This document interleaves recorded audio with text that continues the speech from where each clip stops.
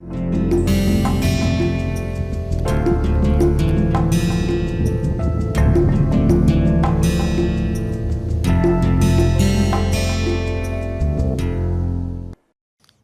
and welcome to this lecture on fundamental of electric drives. In the last lecture, we were discussing half control converter fed DC motor drive. We will continue from that. Now, let us look at the circuit diagram. Now, this is the circuit diagram of a half controlled converter.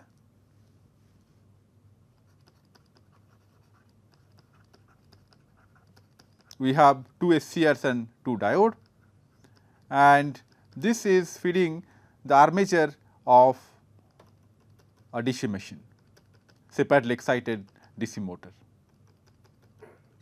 So, the armature consists of the resistance part, the inductance and the back EMF, that is E. Now, as we have seen before, this can operate in two different mode, that is the discontinuous current operation and continuous current operation. So, first of all, we will see the discontinuous current operation that we are discussing in the last lecture, that we trigger the SCRs, say for example, T1 at an angle alpha. This is the positive half cycle. So, we trigger the SCR T1 and the SCR is forward biased because we have the positive at the anode. So, this goes into conduction and the current starts from 0 here. The current here starts from 0. So, and then this is the equation. When the SCR goes into conduction, the conduction this side is positive and this side is negative. So, this SCR is forward biased and this diode is forward biased. So, we have the conduction through one SCR and this basically through the armature, then it returns back through the diode. Let us say we call this to be D1. Now, when this SCR T1 and the diode D1 are conducting, the input supply is available at the output armature, that is VA. So, this is the duty interval. We have triggered at an angle alpha and the equation is VA, the armature voltage, is equal to the resistance drop, the inductance drop and the back EMF, and that is equal to the supply voltage, that is Vm sin omega t, because the input is a AC supply, that is Vm sin omega t. Now, this equation is a first order differential equation. So, we are familiar with this equation. So, if we solve this equation, we get the transient part, this is the transient part here, this is the steady state part here, and we also have a transient part. The transient part is this one. So, this is a very well known solution. Now, we have to Z is the impedance of the armature circuit, that is the resistance plus the reactance, and theta is the impedance angle or the power factor angle. Now, the current starts from 0 and it reaches at some value at alpha equal the omega t equal to pi. The omega t is in the x axis. So, we have the omega t in the x axis here. So, at pi this reaches the value that is I a pi.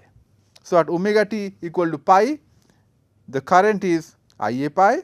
So, if you substitute this in equation 1, we will have I a pi is equal to omega t is pi. So, omega Vm by Z sin pi minus theta minus E by R a, and we have E by R a minus Vm by Z sin alpha minus theta, then exponential pi minus alpha into cot theta. Theta is this tan inverse of omega L by R a. Now, this is, and then from pi to, this equation is valid for the duty interval, that is from alpha to pi. Now, at pi the voltage will try to become negative.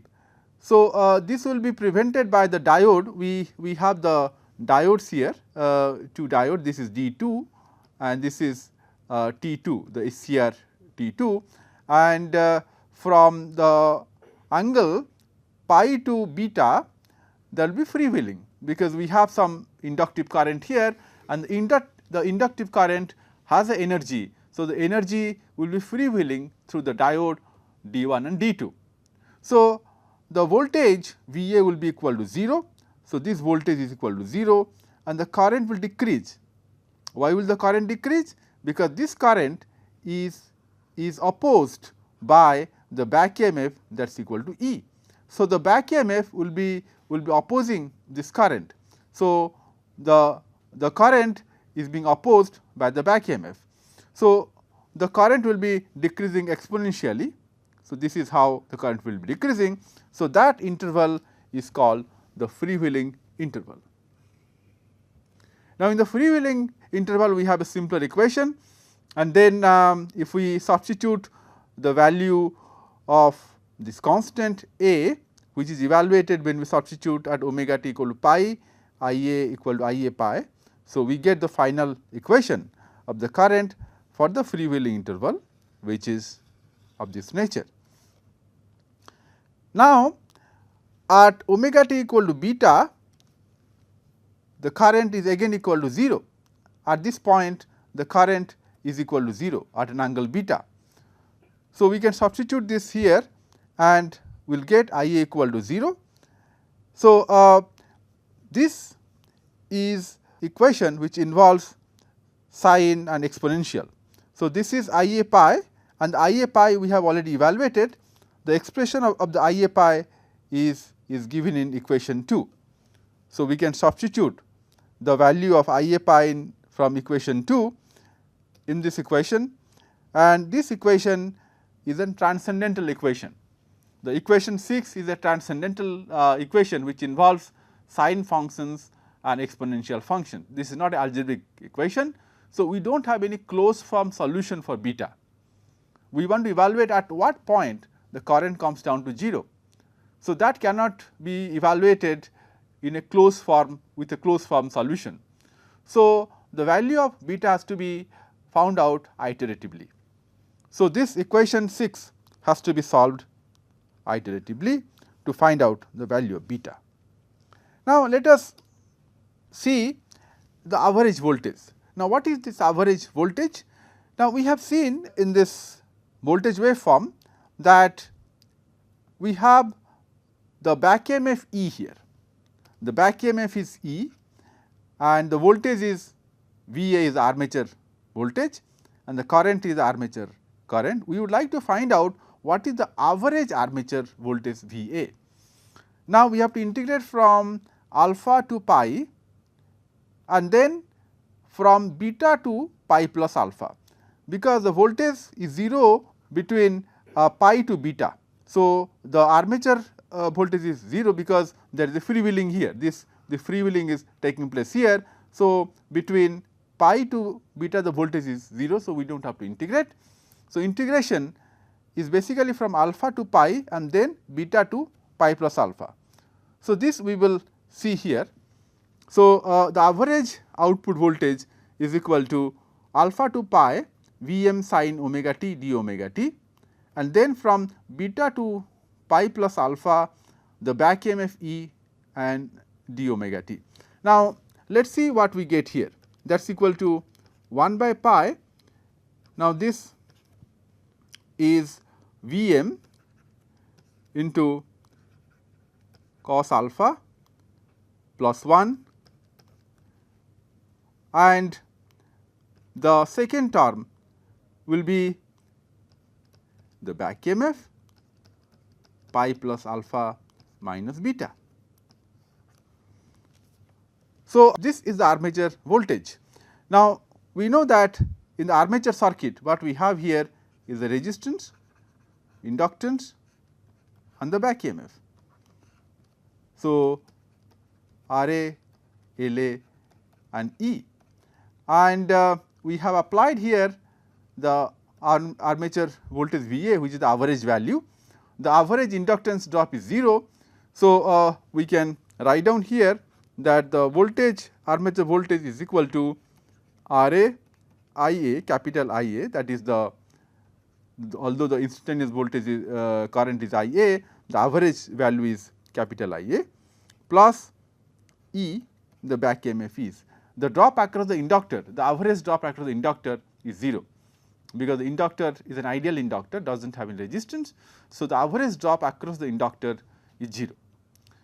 Now, our objective is to draw the speed torque characteristic. So, we get the value of V A from the above equation.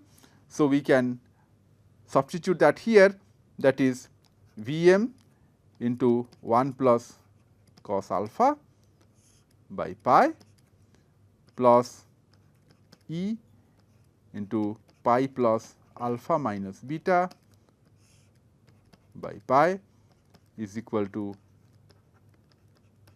R A I A plus E. Now, we can rearrange this equation, we can take this to the right hand side or to one side, and then we can simplify this. So, what we get is the following: E into pi plus alpha minus beta by pi minus of that plus 1, that is equal to V m 1 plus cos alpha by pi minus I A R A. Now, if we simplify this, what we get here is E, and then pi will cancel. So, we get here beta minus alpha by pi, that is equal to V m 1 plus cos alpha by pi, and we know that the torque equation is K phi I A, or we can say that the current I A is torque by K phi. So, this we know. So, we can substitute the value of I A here. So, that is equal to minus R A T by K phi. So, the back EMF is K phi omega m, that is equal to V m into 1 plus cos alpha by beta minus alpha minus R A T by K phi into beta minus alpha, pi is in the numerator, or we can say that omega m is equal to V m into 1 plus cos phi by K phi beta minus alpha minus R A T pi by K phi whole square into beta minus alpha. So, this equation represents the torque speed characteristic of half control converter fed separately excited DC motor. Now, this is for discontinuous conduction. So, this is for discontinuous conduction. So, when the current is discontinuous. Now, what happens if the current is continuous? Now, if the current is continuous, the flow is maintained and we get a different kind of waveform. The voltage and current waveforms are different. So, if we take continuous current case, continuous current operation,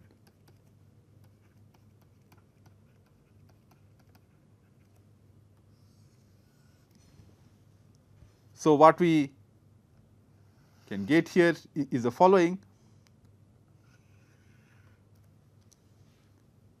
We have the voltage, the rectified the input voltage, and here we are triggering at an angle alpha. this is pi, and here we have pi plus alpha.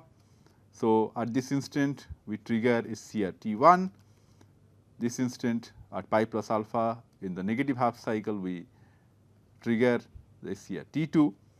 So, this is the origin 0, and we have omega t in the x axis, this is 2 pi. There could be some back EMF, but usually for continuous conduction the speed is low and the back EMF is on the lower side. So, this is E. So, the current waveform is continuous. It means the current starts from some value here and then this goes like this. So, this is the nature of current. Current never goes down to 0 here. So, what about the voltage waveform? When we trigger at an angle alpha, the voltage waveform becomes the input voltage. At alpha we have freewheeling, alpha to at pi we have the freewheeling, start of the freewheeling interval pi to pi plus alpha.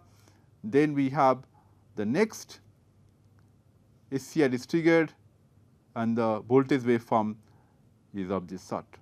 So, if you take a steady state nature, so the voltage waveform is periodic. So, this is the armature voltage and we have this is the armature current. So, in this case we have the output, in this case the average output voltage V A can be evaluated in a straightforward fashion, because we do not have any back EMF here, we do not have any 0 current interval. So, in that case we can integrate here just from alpha to pi, from alpha here to pi, because from pi to pi plus alpha the voltage is 0, this voltage is 0 here, again from 0 to pi also voltage is 0. So, we just have to integrate from alpha to pi. So, when we integrate from alpha to pi, the input voltage, the input is Vm sin omega t over this d omega t. So, what we get here is 1 by pi into 1 plus cos alpha into Vm, or we can rewrite as Vm into 1 plus cos alpha by pi. So, this is the output average voltage for continuous conduction, and continuous conduction happens for low value of speed. Now, if we draw the torque speed characteristic for continuous conduction, we have a simpler equation here. So, this is equal to IARA plus the back EMF, or we can write here omega m is equal to Vm into 1 plus cos alpha by pi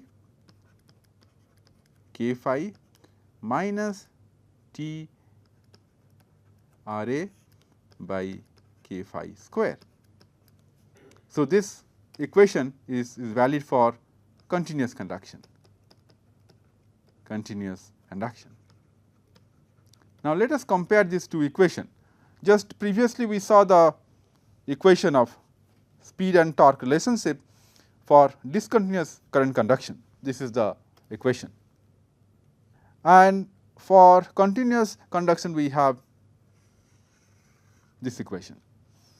So, we can draw the torque speed characteristic.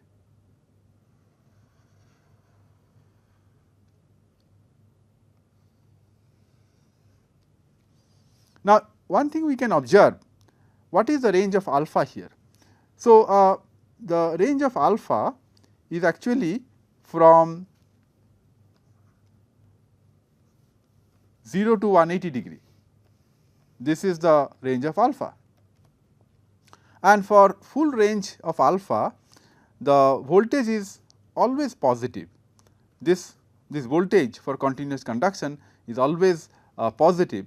So, it means in case of a half control converter, the average armature voltage can never become negative. So, this is a one quadrant converter, this can operate only in one quadrant, because the average voltage cannot be negative here. There is a freewheeling path. So, the voltage will come down to 0. Now, here if we draw the torque speed characteristic,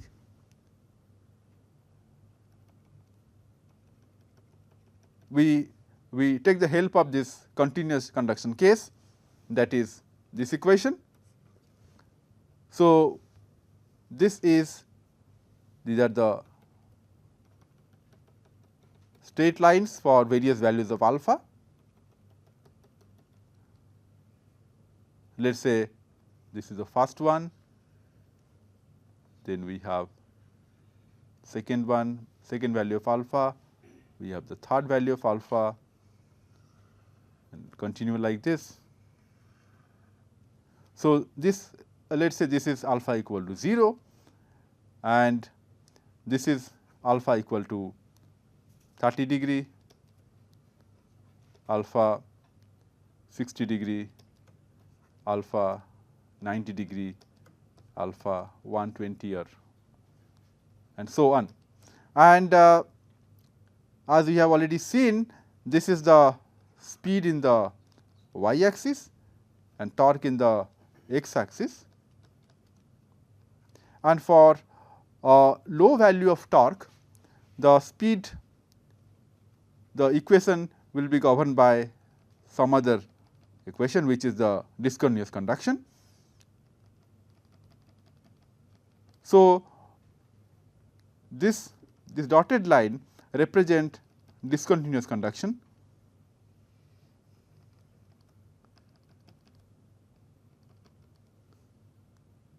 and so on. So, this is the boundary between continuous and discontinuous conduction. Even for alpha equal to 120 also we have discontinuous conduction. So, we will have some no load speed. So, this region is for continuous conduction,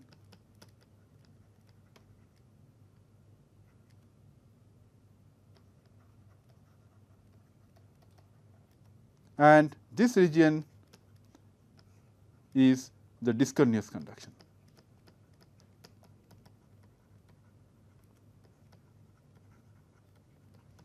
And for the discontinuous conduction, we have the equation, that is this equation.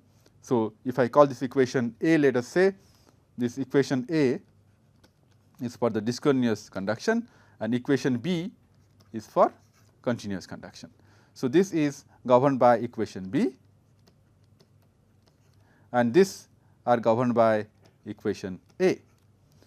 So, now the no load speed for discontinuous conduction will be for alpha from 0 to 90 degree.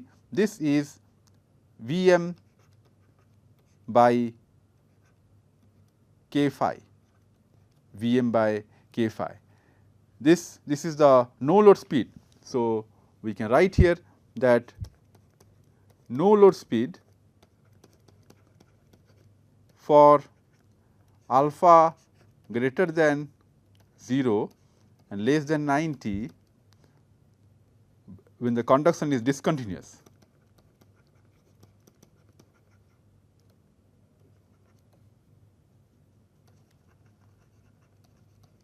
is given by omega m naught, that is equal to Vm by k phi. So, when the conduction is discontinuous for no load, it means when we are talking about no load condition, torque is 0. So, how can the torque be 0? The torque can be 0 provided the current is 0, because we know that torque is a function of flux and current. So, when we say that torque is 0, it means the current has to be 0, because we have a separately excited DC motor. And when the current is 0, it means the back EMF is the maximum possible value, that is Vm. So, when the back EMF is Vm, E is equal to Vm, naturally the no load speed is equal to Vm by k phi. So, that is the the no load speed for alpha between 0 to 90. Now, if alpha is greater than 90, the no load speed is given by this equation.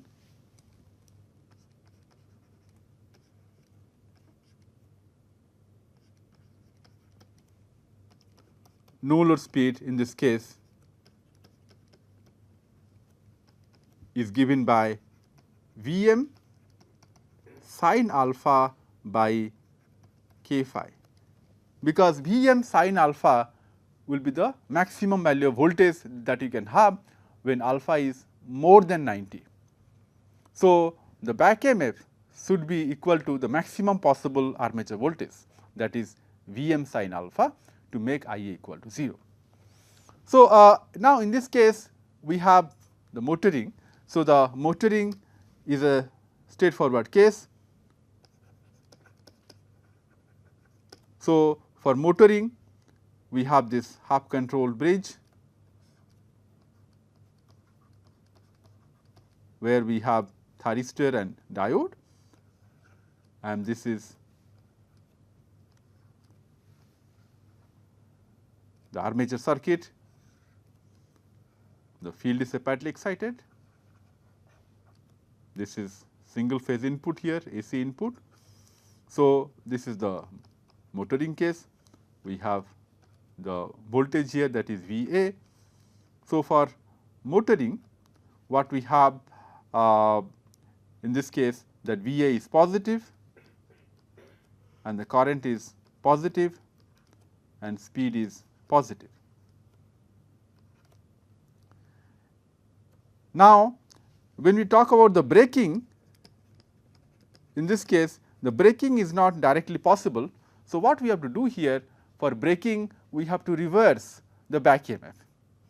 Now, when we reverse the back EMF, braking will take place, and in that case we have the same converter circuit, half control converter. We cannot achieve regenerative braking here. So, in this case the back EMF has reversed either by reversal of speed or by reversal of field. So, if suppose the speed has reversed, initially we have omega m is 0. So, in this case what we have here, omega m has reversed. So, if omega m has reversed, the back EMF will reverse, because the field is separately excited, field is constant here, and we have the armature is supplied from AC supply. So, we have the voltage VA in this case. Now, this VA is coming from the converter. So, the current is still in the same direction, because we have the converter circuit. The converter can only allow the current to flow in one direction. So, what we have here is VA is positive, the current is positive here, the speed is negative, and the power of course here is negative, P is negative. The power is negative. So, this is the braking in this case, but unfortunately the power in this case cannot be fed back to the supply. The mechanical power is negative, Pm is negative, because the torque is positive, but the speed is negative. Here earlier we had torque positive and speed positive, but in this case we have torque positive, but speed is negative. The mechanical power is negative. In the earlier case the mechanical power is positive. So, this type of braking is called plugging, and this is the reverse plugging, because the speed has reversed. So, in case of a half control converter, we cannot achieve regenerative braking, because the converter cannot reverse the voltage, neither the current can be reversed. So, the braking energy here, when the motor is being braked electrically, the braking energy is wasted in the armature resistance. So, this is the limitation of half control converter. We have forward motoring, but we can only have reverse plugging. So, we conclude that today's lecture will continue in the next lecture.